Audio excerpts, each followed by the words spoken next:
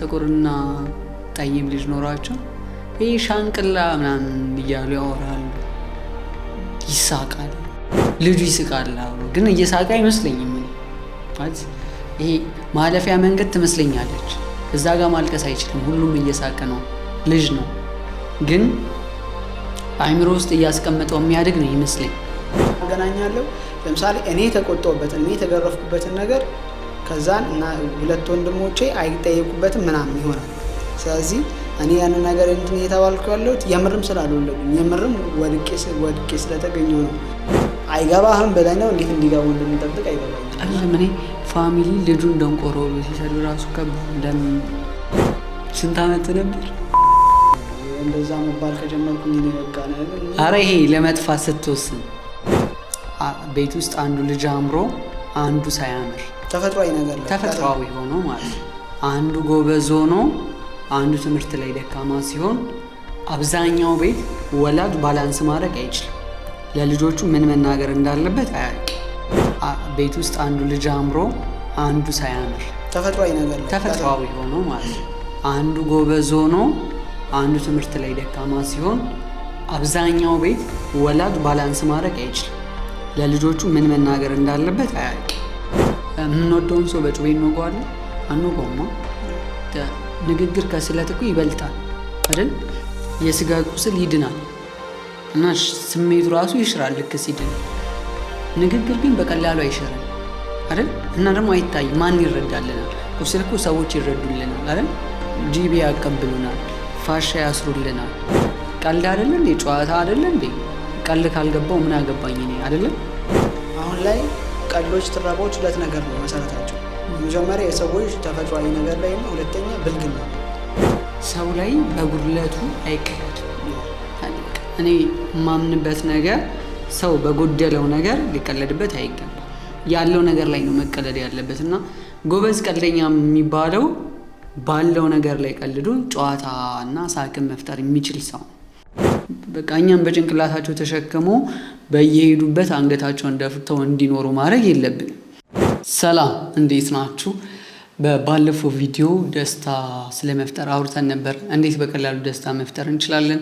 የምናስበው የምናለመው ስኬት ላይ ከመድረሳችን በፊት ራሱ በቀላሉ በህይወታችን ውስጥ ደስተኛ ሆነን መኖር የምንችልባቸውን መንገዶች አውርተን ነበር። በተጨማሪ ደግሞ ጭንቀት ውስጥ ያለን ሰዎች በምን አይነት ወይ ከዛ ጭንቀት መውጣት እንደምንችል በቀላሉ ስለነሱ ጉዳዮች አንስተን ነበር። ዛሬ ደግሞ የምናወራው ስለ ስሜት ይሆናል። ዛሬም አክቹዋሊ ስለ ሰው ነው የምናወራው። ለሰዎች ስለማሰብ ስለመጨነቅ ይሆንና ጭንቀት ስንል የፖዚቲቭ ጭንቀት ማለት ነው።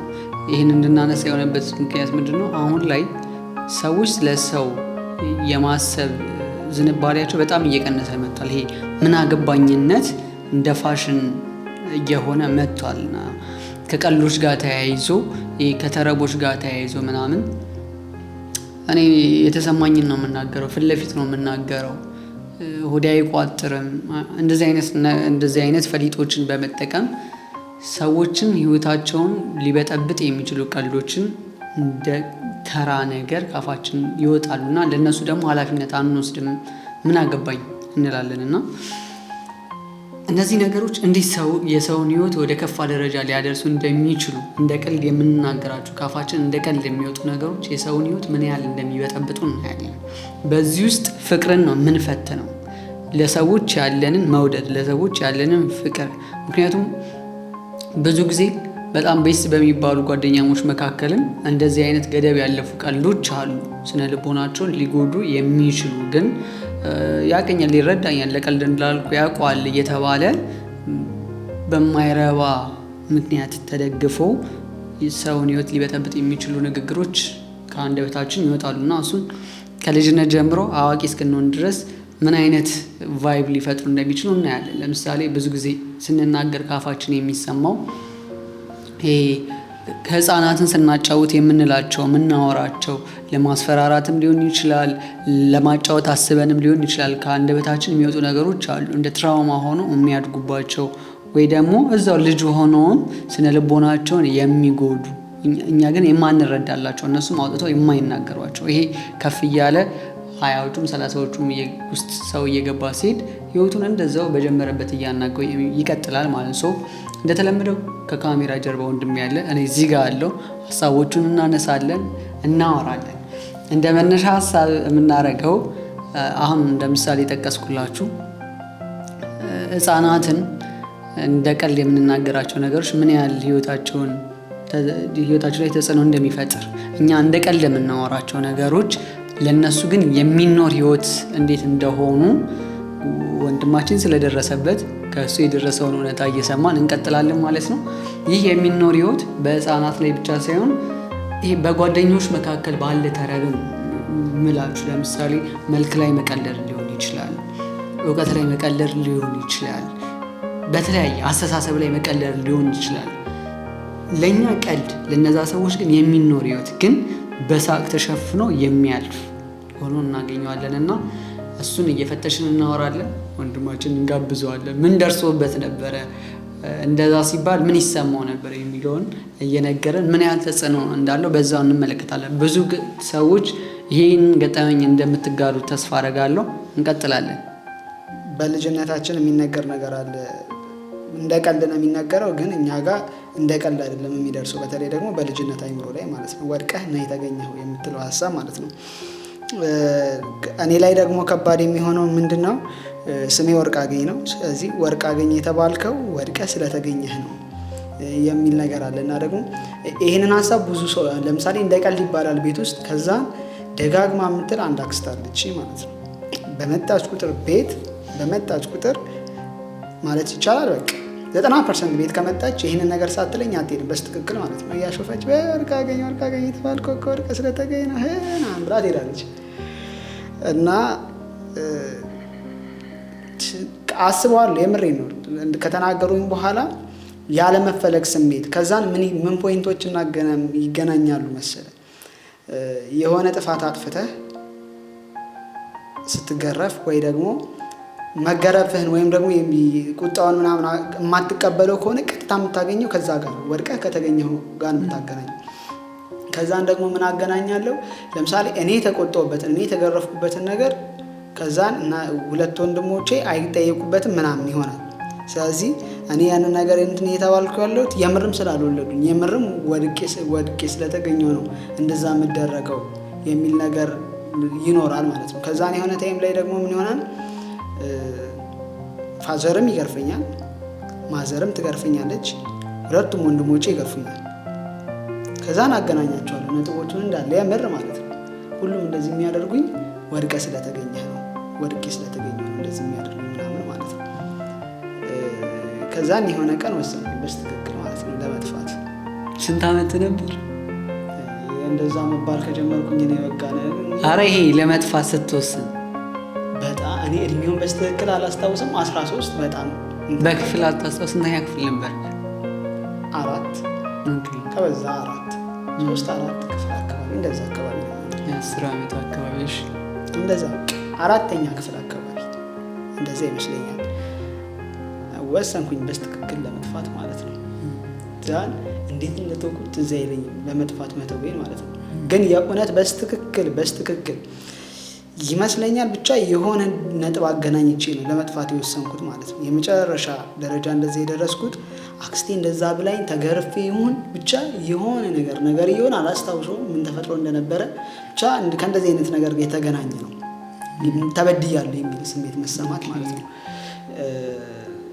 እስቲ ለምሳሌ አሁን ወድቀን የተገኘው የሚለው ሀሳብ ባይኖር ምንም አይመስለኝም። የሚደርሱት ነገሮች ብገረፍ ምን ብባል እንትና የተደረገ እንትና ስላልተደረገ የሚል ዶቶችን ማገናኝ አይመስለኝም። ያን ትራውማ ላይ የፈጠረው ወድቀን የተገኘ የሚል ሀሳብ። ከዛን አንድ ሁለቴ ቢሆን ለምሳሌ ጨዋታ ይሆናል አንዳንድ ነገሮች ማለት ነው። ከዛን ሲደጋገሙ ደግሞ እውነት ነው የሚሆኑት።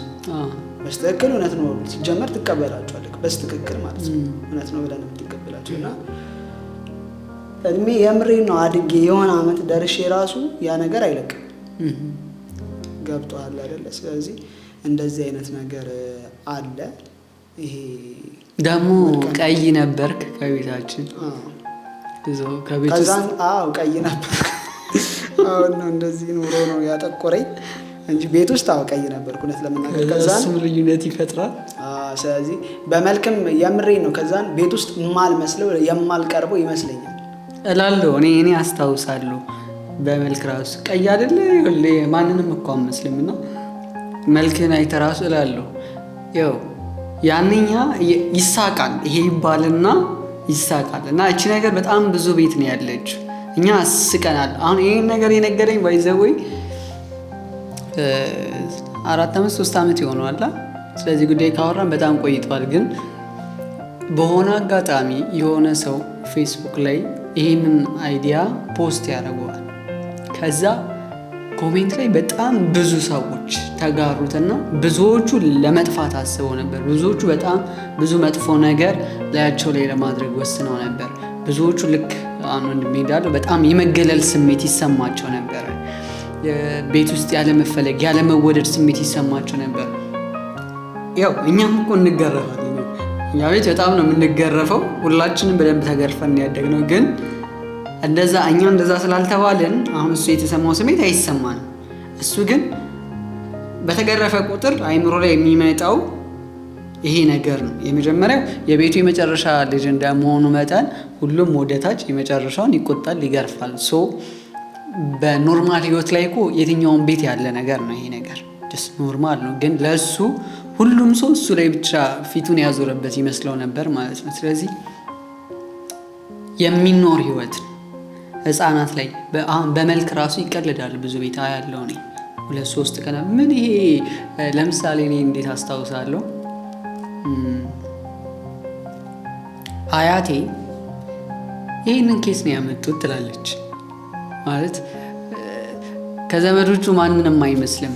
ይህን ደግሞ ኬት ነው ያመጡት ምናምን ትላለች እና እንደ አጋጣሚ ሆኖ እኔ ያኔ ልዩነት ይሰማኝ ነበር ማለት የተለየው ሰው ነኝ እኔ ፖዘቲቭ አድርጌ እረዳው ነበር።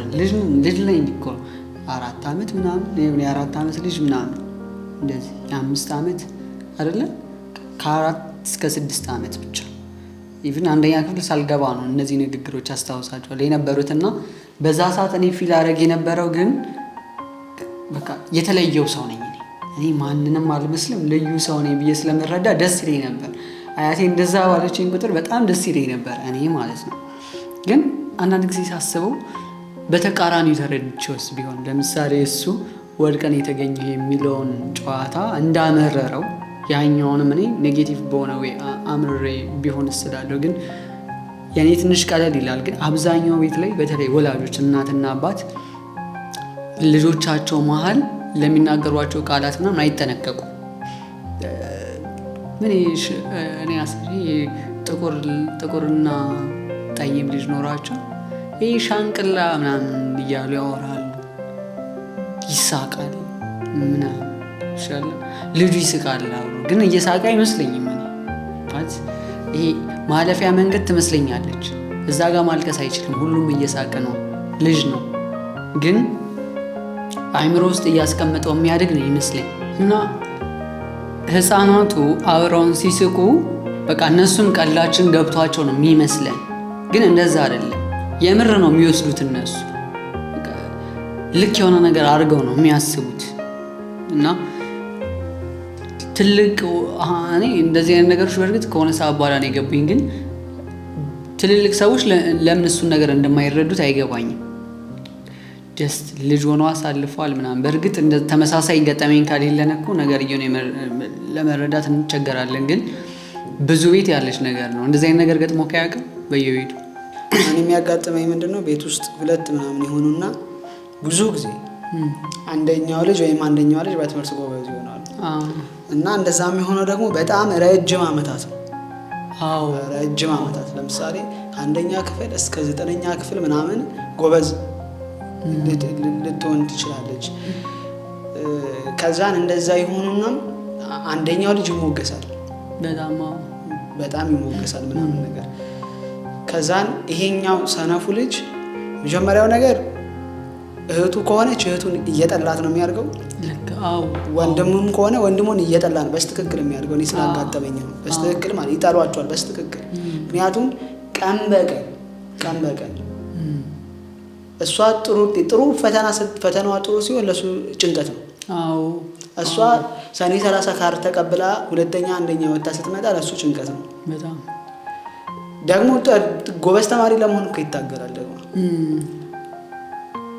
ትግሉ አይታይም የሱ። ከዛን ደረጃ አይዝም። እንዴት ነው በተፈጥሯቸው ደረጃ የማይዙ ልጆች አሉ። ትምህርት የማይሆንላቸው ሰዎች አሉ። ከዛን ያንን መንገድ ደግሞ ቤተሰብ አይረዳም። ስድቦችም አሉ እኮ እንደዚህ ደነዝ የሚባሉ ስድቦች ማለት ነው። አረ ደንቆሮ ሲባል ደንቆሮ አንተ አይገባህም፣ ሲጀመር አንተ አይገባህም ብለህ ነው እንዴት እንዲገባው እንደምንጠብቅ አይገባኝም። አይደለም እኔ ፋሚሊ ልጁን ደንቆሮ ብሎ ሲሰድብ ራሱ ከባድ ለምን እና ይሄ በተለይ ይሄ ከትምህርት ጋር ተያይዞ በጣም ብዙ ቤት ያለ ነገር ስለሆነ ነው ይሄኛው ነገር ያለው ማለት ነው። ይሄ ከስራ ጋር ምናምን ታታሪ መሆን ምናምን እነሱ በጣም ልጆቹ ላይ ጫና በጣም የሚያሳድሩ አይደሉም። መቀየር የሚችሏቸዋል ብዙ ጊዜ። ለምሳሌ አሁን ታታሪ ለመሆን ይታገላሉ ምናምን፣ የሆነ ቀን ይሰራሉ፣ ገብቷል፣ የሆነ ቀን ይስታካላቸዋል፣ ከዛን ይሞገሳሉ፣ የሆነ ቀን ምናምን ይባላሉ። ያ ብዙም እንትን ላይል ይችላል ብለን እናስበው እንችላለን። ግን ይሄ ከትምህርት ጋር የተያያዘው ረጅም ዓመታት ሳይቆም የሚሄድ ስለሆነ በጣም ከባድ ነገር ነው የሚሆነው ማለት ነው። መጀመሪያው ራሳቸውን ይጠላሉ፣ ሁለተኛ የሚሞገሰውን አካል ይጠላሉ። ከዛን እኔ ጋር የደረሰው ደግሞ ይሄ ሰፈር ላይ ትላልቅ ሰዎች ለምሳሌ እኔ ወንድ ነኝ፣ እኛ ጎረቤት አለች ትልቅ ሴትዮ ነች። ቀን በቀን ቤት በመጣች ቁጥር ሚስቴ ነው የምትለኝ። ማነው ባሌ ሚስቴ አልኩ። እሺ እና ከዛን ሙድ ይያዛል። ከዛን ደግሞ ከቤተሰብ የሆን ማዘር ደግሞ እንደዛ መባሉን አትፈልግም፣ ማለቷን አትፈልግም፣ ያቺ ሴት ማለት ነው። ስለዚህ ያንን ነገር እንድቃወም ነው እንትን የምትለው። እኔ ያችን የምታክል ሴትዮ እንዴት ነው ልቃወማት የምችል? እሺ ጎረቤት ነን፣ ትመጣለች ቀን በቀን። ከዛን እኔን ስታይ ወይ ዋላ ምናምን ትላለች። ያኔ ጭንቀት ነው በጣም ማለት ነው። ከዛ ቤት ስንለቅ ፎይ ካስባሉኝ ነገሮች አንዱ ከዛ ሴትዮ መራቄ ነው።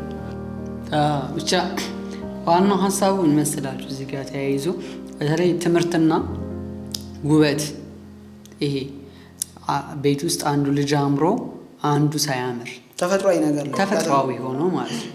አንዱ ጎበዝ ሆኖ አንዱ ትምህርት ላይ ደካማ ሲሆን አብዛኛው ቤት ወላጅ ባላንስ ማድረግ አይችልም።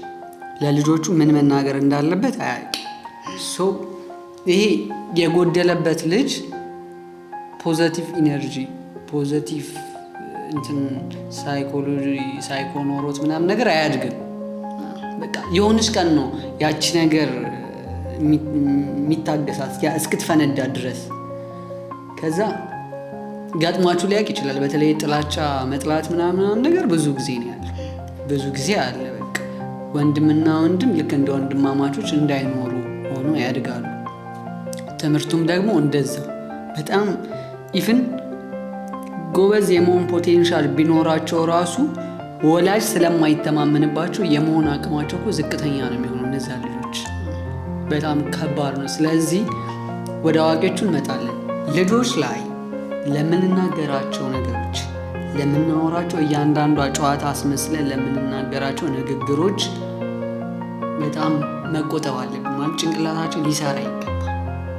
የተናገርናት እያንዳንዷ ነገር ለነሱ የምትኖር ህይወት ነች። እኛ እንደምናስበው ቀላል ከኛ ጋር ፈገግ ብሎ ማለፋቸው ምናምን እንዳታዩት፣ ማኩረፋቸውን ምናምን የልጅ ኩርፊያ አድርጋችሁ እንዳታስቡት። እሺ በህይወት ዘመናችሁ እስከ መጨረሻው የሚሄድ ነገር ነው። ተከትሏችሁ ነው የሚያድገው፣ ሲያድግ ማለት ነው። አንዳንድ ቤት ምን ያለው እንደውም በተቃራኒው ሲያደርጉ ያለው ይሄም ልክ አይደለም እኮ። ለምሳሌ አንዳንድ ቤት ጎበዙ ይበደላል፣ ለጎበዙ ትኩረት ምናምን ይነፈገዋል እና ለሰነፉ ትኩረት ይሰጠዋል። ያንን የሚያደርጉት እኮ ይሄ ትምህርት ላይ ደካማ የሆነው ልጅ እንዲበረታ ለማድረግ ምናምን ለማጠንከር እሱን ምናምን እንዲህ የበታችነት እንዳይሰማው እንደሚችል እንዲያምንና ወደፊት እንዲመጣ ምናምን ነው። ግን ያኛው ልጅ የመገለል ስሜት ይሰማዋል። በጣም ነው የመገለል ስሜት የሚሰማው ጎበዙ ራሱ ማለት ነው። እንደዚህ አይነት ስህተቶችም ይፈጠራሉ። ስለዚህ ወላጆች በጣም ባላንስ ማድረግ አለባቸው። በተለይ በትምህርት ጋር የተያዘ ምናምኑ በቃ ትምህርት ላይ ደካማ የሆነው ልጅ በሆነ ነገር በሆነ ታለንት ጎበዝ መሆኑ አይቀርም። እንዴትም ሆነ ስለዚህ ወላጅ ያንን ነገር ፈልጎ እንዲያገኝ ማገዝ ነው ያለበት። ለዚህ ደግሞ ብዙ የምናውቃቸው ምሳሌ መሆን የሚችሉ ወላጆች አሉ በእንደዚህ አይነት ኬዝ ማለት ነው። የልጆቻቸውን ምርጥ አቅም ቶሎ ያውቃሉ፣ እዛ ላይ ልጆቹ እንዲበረቱ ያደርጋሉ። ግዴታ ትምህርት ላይ ብቻ ጎበዝ መሆን ስለማይጠበቅባቸው ማለት። ስለዚህ በዚህ ባላንስ ማድረግ ይቻላል። እንጠንቀቅ። ታላላቅ ወንድሞች፣ ጓደኞች፣ ለጎረቤት ልጆች ብቻ ህፃናት ለምናገኛቸው ህፃናት የምንሰጠውን አስተያየት እነሱ ጋር ተቀርጻ ቁጭ ነው የምትለው። እሺ ከዛ በኋላ እሷን ነው የሚኖሯት። ገባችሁ? ስለዚህ እናንተም ባስታወሱ ቁጥር ስለ እናንተ የሚያውቁት ያቺ ነገር ነች። ለምሳሌ ወንድሜ ሰማችሁታ፣ ያቺ ጎረቤታችንን እኔ አሁን በዛ ወይ አላውቃት መልካም ጎኗን ነው የማውቀው ምናምን። እሷ አይምሮ ውስጥ ግን ያለችው ሴት ሌላ ነች። እንደዚህ ነው የሚሆነው። እንደ ቀልድ የምትናገሯቸው ነገሮች እናንተ ሰው ጋር ያላችሁን ማንነት ይቀይረዋል፣ ስራሊ ይቀይረዋል። ስለዚህ ተጠንቀቁ። እንድትጠነቀቁ የሚያደርገን ደግሞ ፍቅር ነው ብዬ አምናለሁ እኔ ማለት። በእርግጥ አሁን ላይ ምን አገባኝ እየበዛ የመጣው መዋደዱም እየቀነሰ ስለመጣ ይመስለኛል። ይሄ መውደድ የሚባለው ስሜት እየጠፋን ስላለ ይመስለኛል። ሰው ለሚወደው ስሜት በጣም የሚጨነቀው አይደል ማለት። ወደድን ስንል ወይም ደግሞ ስለምንወዳቸው ሰዎች እናስብ። በጣም ነው ኬር የምናደርግላቸው። በጣም ንግግሮቻችን ቁጥብ ናቸው። ዝም ብለን እንዳመጣለን አንናገርም ምናምን። ምክንያቱም እነሱ ማስቀየም አንፈልግም።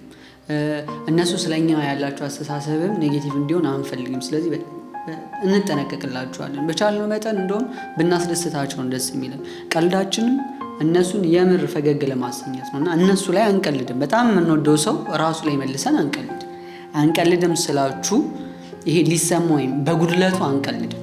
ግሩፕ ውስጥ ሲኮን ምናምን እላፊ ቀልዶች ሰዎች ላይ ይቀልዳሉ አይደል? ግን ምን ያህል ስነ ልቦናቸውን እንደሚጎዳው ምናምን ቼክ አያደርጉም። አሁን ደግሞ ምን አገባኝ ይሆን? ቀልድ አይደለ እንዴ? ጨዋታ አይደለ እንዴ? ቀልድ ካልገባው ምን አገባኝ እኔ አይደለ? እንደዛ የምትባል ፈሊጥ አለች ደግሞ። እና እነዛን ሰዎች እንደማንወዳቸው ነው የሚሰማኝ ማለት። ለምሳሌ የምንወደውን ሰው በጩቤ እንወገዋለን? አንወገውማ። ንግግር ከስለት እኮ ይበልጣል አይደል? ለምሳሌ የስጋ ቁስል ይድናል እና ስሜቱ ራሱ ይሽራል ልክ ሲድን። ንግግር ግን በቀላሉ አይሽርም አይደል? እና ደግሞ አይታይ። ማን ይረዳልናል? ቁስል እኮ ሰዎች ይረዱልናል አይደል? ጂቢ ያቀብሉናል፣ ፋሻ ያስሩልናል አይደል? እንድንታከም ፑሽ ያደርጉናል ምናምን። አሁን ላይ ደግሞ እንትን ስንል አሁን ከባዱ ነገር ደግሞ ምንድነው እነዛ ሰዎች እንዲገፉ የሚያደርጋቸው። ለምሳሌ አሁን ስናይ ይሄ ትረባ የሚባል ነገር አለ። ከዛ አሁን ላይ ያሉት የበፊት ትረባዎች እኮ ደስ ይላል። በቃ ቀልድ ነው በስትክክል ተስቆ ይታለፋል። አሁን ላይ ቀልዶች፣ ትረባዎች ሁለት ነገር ነው መሰረታቸው። የመጀመሪያ የሰዎች ተፈጥሯዊ ነገር ላይ እና ሁለተኛ ብልግና ነው። አብዛኛው ትረባ በቃ ይሄ መሰረቱ ማለት ነው። የሆነ ብልግና ነገር ይወራል፣ ይሳቃል። ከዛን የሆነ የሰው ተፈጥሮ ላይ ምናምን ይወራል፣ ይሳቃል። ከዛን ችግሩ ምንድነው? እነዛ የሚቀልዱት ሰዎች ይበረታታሉ። አሁን እንትና እኮ ሲቀልድ አሁን እንትና ምናምን ይባላሉ። ስለዚህ እነዛን ሰዎች ልክ አለመሆናቸው እንዲሰማቸው እያደረግናቸው አይደለም፣ እንደ ሙያ እንዲሰማቸው እያደረግናቸው። በሰው ለምሳሌ በሰው ፊት እኮ ድሮ የባለጌ ነገር ማውራት እንዲህ በጣም እኮ የሚደብር ነገር ነው። ማንም ደፍሮ አያወራው፣ እንደ ሰው አይታይም ያ ሰው። አሁን ላይ በባለጌ ነገር ነው የሚቀለደው፣ ይሳቃል፣ አብሮ ይሳቃል ምናምን። ሰውየው ምንም ያስደነግጣል። አንዳንድ የሚወሩት አፍረት የሚባል ነገር የለም። ስድነት ክብር ሆኗል። በርግጥ ያን ነገር እንዲሆን የሚያደርጉት እነዛ አብሮ የሚስቁ ፑሽ የሚያደርጉት ሰዎች ናቸው። እንደዛ ሲናገር አብሮት ያሉ ሰዎች ኢግኖር ቢቀጩት ባይስቁ ያ ነገር አይገፋፋም። ከዛም ሁለተኛው ደግሞ እንዳልኩ ተፈጥሯዊ ነገር ላይ ሰው ጥቁር ስለሆነ አጭር ስለሆነ የሆነ ነገር ስለሆነ ኢቭን በአደጋ እኮ የሆነ ነገር እጁ ለተቆረጠበት ሰው ይቀለዳል። ይሄ ነገሩ ከባዱ ነገር ምንድን ነው? በተፈጥሮ የሆነ ነገር ላይ ከባዱ ነገር እነዛ ሰዎች ያን ነገር መመለሳቸው ማስተካከል መመለስ በማይችሉት ነገር ነው የተቀለደባቸው ያለው። ያ ደግሞ ከባድ ህመም ነው የሚሆነው ማለት ነው። እንደ እንትን ማነሷ ምንድነው እሱ ምናምን መጥቀስ አያስፈልግም፣ ጊዜውን መጥቀስ አያስፈልግም። የሆነ ታይም የሆነ ክላስ ነበረና አሳይመንት ተሰጠን። በዛን አሳይመንት ሲሰጠን ልጅቷ በሰውነቷ ገዘፍ ያለች ስለሆነች ሙድ የሚያዝባት አይነት ልጅ ነች እና በተደጋጋሚ አይቻለሁ ሙድ ሲያዝባት ስቃ ምናምን ነው የምታልፈው በቃ ሲቀለድ ምናምን ማለት ነው። ከዛን አሳይመንት ተሰጠንና የሆነ ነገር ላይ ስሩ ነው የተባልነው እና ከዛን አሳይመንት ተሰበሰብን። ምን ሀሳብ አመጣችሁ ምናምን ተብሎ ሊወራ ተሰብስበን እያወራን ያመጣችሁ ሀሳብ ምንድነው? የሆነች ወፍራም ልጅ ነበረች። እሷ ወፍራም ልጅ ሙድ ይያዝባታል። ወፍራም ልጅ ነበረች። ከዛም በኋላ በውፍረቷ ምክንያት ሙድ ሲያዝባት ራሷን አጠፋች እና ስሰማው በጣም የሚገርም ታሪክ ነው እና ብንሰራው ብላ አመጣች ማለት ነው። ከዛም በኋላ በተፈጥሮ ሙድ ሲያዝ ለምሳሌ እየተለማመድኩት ነው። በጣም ሩቅ ጊዜ አይደለም ጉዳዩና ቅርብ ጊዜ ነው እና ለምሳሌ አመል ሲሳቅ አብረህ ትስቃለህ። አንዳንድ አጋጣሚዎችን ፈልገው ሳይሆን ማለት ነው። ከዛም በኋላ ራሴን ሲቀደል ላለመሳቅ በእንደዚህ አይነት ጉዳይ በተፈጥሮ ጉዳይ በተለይ በተፈጥሮ ጉዳይ ሲሆን ቀልዱ የፈለገ ሊያስቅ ይችላል። ራሴን ለመቆጣጠር ነው የምሞክረው። ከዛም በኋላ በጣም አንቅታኛለች። ያን ነገር መደግፈው አይነሱ አይደለም መጀመሪያ ግን ደግሞ አንቅታኛለች በደንብ ማለት ነው። እቺ ልጅ ህይወቷን እየነገረች ነው። ነገሩ ቢገፋ ነገ ምን ልታደርግ እንደምትችል እየነገረች ነው በስትክክል ማለት ነው።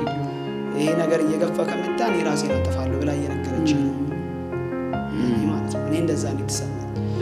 ስለዚህ ምን ያህል እንትን እንደምንል ባለፈው ማንስቻለሁ። ፊዮሬላ የምትባለውን ሴት በውፍረቷ ምክንያት እንደዛ ሲባልባት ራሷን ያጠፋችው ድጋሚ ማንሳት አያስፈልግም። ስለዚህ ይሄ ተፈጥሯዊ ነገሩ ከሁሉም ከባዱ እሱ ነው። ምክንያቱም ብዙ ነገሮች ሊቀየሩ ይችላሉ ሊለውጣቸው እንችላለን። አክቹሊ እኮ አሁን የፊዚካል የምንለውም ነገር የጊዜ ጉዳይ ነው ይቀያል። ግን ወይ ስንፍና አለብን ብቻ ወይ መመቻቸት አይኖርም። ጊዜ ይፈልጋል እንዳለንበት ሁኔታ። ለምሳሌ ውፍረት ምናምን እኮ ሊቀየር ይችላል። ግን ማጠር፣ መጥቆር ምንላቸው በአደጋ የመጡ ነገሮች በቃ ሲጀመር ማለት ነው ሰው ላይ በጉድለቱ አይቀለድም። አለቀ። እኔ የማምንበት ነገር ሰው በጎደለው ነገር ሊቀለድበት አይገባም። ያለው ነገር ላይ ነው መቀለድ ያለበት እና ጎበዝ ቀልደኛ የሚባለው ባለው ነገር ላይ ቀልዶ ጨዋታ እና ሳቅን መፍጠር የሚችል ሰው። ይሄ ስድነት በጣም የተጠናወተው ቀልዶ የሚሳቅ ይሄ ሰዎች እንዲስቁለት ሰዎች አስቂ ነው ሰዎች ቀላጅ ነው እንዲሉት ብቻ የሰዎችን ጉድለት እያወጣ የሚያሰጣ ሰው ምናምን አላውቅም። የሆነ ያህል ሜቢ አይምሮ መቀንጨር ልንለው እንችላለን፣ ወይ ደግሞ አለማስተዋልም ልንለው እንችላለን። ሜቢ ብዛት አለማስተዋል ነው የሚባለው፣ አለመብሰል፣ እድሜን አለማከል አይደል፣ አለመመጠን። ሰው 18 ዓመት 19 ዓመት 20 ምናምን ዓመት ኖሮ ለሰው ማሰብ ካልቻለ ያ ሰው ተጠልቶ ነው ያደገው። ሰው ኬር ሳያደርግለት ነው ያደገው። ጥያቄ የሚፈጥር ነገር ነው ማለት ሰው ኬር እያደረገለት ያደገ ሰው ለሰው ኬር ያደርጋል። ምክንያቱም ኬር ሲደረግለት የሚሰማውን ስሜት ያውቀዋል። ሰው ሲወደድ የሚሰማውን የመወደድ ስሜት ያውቀዋል። ስለዚህ ሰዎች ከዛ ተቃራኒ የሆነ ስሜት እንዲሰማቸው ለማድረግ ለምን ይታገላል? ለምሳሌ አመናፈስክ ምናምን አልባልና አሁን እነዚህ ሰዎች ላይ የሚቀልዱ ሰዎች እግዚአብሔርን ትወደዋለህ ቢባሉ አዎ ነው የሚሉት። መጽሐፍ ላይ ደግሞ ብትወዱኝስ ትእዛዜን ጠብቁ ብሏል አይደል? ብትወዱኝስ ትእዛዜን ጠብቁ ብሏል እግዚአብሔር። ከትእዛዛቱ ደግሞ አንደኛዋ እኔ እንደወደድኳችሁ እርስ በርሳችሁ ተዋደዱ ነው አይደለ? እግዚአብሔርን በመውደድ ልክ ነው ወንድሜን፣ ጓደኛዬን፣ ወዳጄን፣ ሰውን ልወድ የሚገባው አይደል? እሺ የሚገባው ነው እንበል። በዛ ልክ መውደድ ከባድ ነው እንበል። ግን አትሊስት ሚኒመሙን የመውደድ ክራይቴሪያ ማሟላት እንዴት ይከብደናል? ለሰው ማሰብ። ለምሳሌ መውደድ ሲባል ለዛ ሰው ትልቁን ዋጋ መክፈል ጭምርን ያካትታል አይደለ? ራስን አሳልፎ መስጠት ጭምራለሁ አይደለ? እዛ ደረጃ አይድረስ። ግን ትንሹ የመውደድ መለኪያው የሚባለው ለዛ ሰው ማሰብ ነው፣ ለዛ ሰው መጨነቅ አይደለ? ስለዚህ እግዚአብሔርን እወዳለሁ የሚል ሰው እንዴት ለሰው ኬር አያደርግም? ማለት ያ ሰው እየተቀልዶበት ለሚሰማው ነገር እንዴት ኬር አያደርግም? ብዙ ጊዜ የሚቀልዱ ሰዎች ምን አገባኝ አይነት ነገር አለባቸው። ይህን ነገር ማንሳው ከእሱ ነገር አንጻር በጣም ምን አገባኝ ስለሚሉ ማለት ነው። እና ሃይማኖት የሌለው ሰው ቢሆን እንኳን ሞራል የሚባል ነገር አለ አይደለ? ለእንስሳ ይታዘናል። ሰው እንዴት ለሰው አያዝንም? ማለት ቀልድ የሚባለው ነገር ካነሳናቸው ነገሮች አንጻር ተራ ነገር ነው አይደለም። የሰውን የህይወት አቅጣጫ የመለወጥ አቅም ያለው ነገር ነው፣ በኃይለኛው ማለት ነው። ሰው ተሸማቆ እንዲኖር የማድረግ አቅም ያለው ነገር ነው። ጠላታችሁ ካልሆነ እንዴት እንደዛ ልታደርጉበት ትችላላችሁ? ተውት። ይሄ መውደድ የሚባለውን ስሜት ተውት። ምንም ስሜት ለሌላችሁ ሰው እንኳን ያ አይደረግም። ምንም ስሜት ለምትጠሉት ሰው እንኳን ከምትጠነቀቁለት ነገር አንዱ ይሄ ነው። ብትጠሉት እንኳን ልታደርጉለት የምትችሉት እንደ አንድ ጥሩ ሰው፣ መልካም ሰው ለሰዎች ስነ ልቦና መጨነቅ አለብን። ይኖረ የለ በቃ እኛም በጭንቅላታቸው ተሸክመው በየሄዱበት አንገታቸውን ደፍተው እንዲኖሩ ማድረግ የለብንም። ለምሳሌ ቅድም ያነሳናቸው ከሰውነት ጋር በተያያዙ ከአካላት ጋር በተያያዙ መጉደል ያለባቸው ሰዎች ስንት ቀን ነው ከእግዚአብሔር ጋር እየተጣሉ የሚኖሩት? አስበህ ነው አይደል?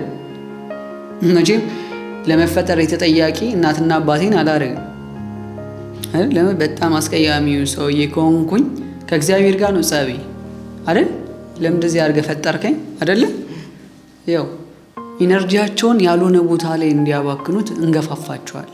ያልሆነ ቦታ ላይ ስንት መስራት የሚችሉት ነገር እያለ፣ ስንት መፍጠር የሚችሉት ነገር እያለ፣ ስንት አስበው ማውጣት የሚችሉት ምርጥ ነገር እያለ የማይረባው ነገር ላይ ፎከስ እንዲያደርጉ እናረጋቸውና እንገላቸዋለን፣ እነዛን ሰዎች ማለት ነው።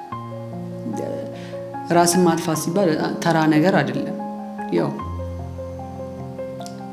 ቀልደህበት ራሱን አጠፋ የምትለው ልጅ ራሱን አይደለም የሚያጠፋ፣ አንተን የገደልከው አለቀ። ሲቀጥል ደግሞ ሰዎች የመጨረሻዋን አቅም ማጣት ላይ እስኪደርሱ ድረስ እየሳቁ ነው እሺ የሚያልፏችሁ።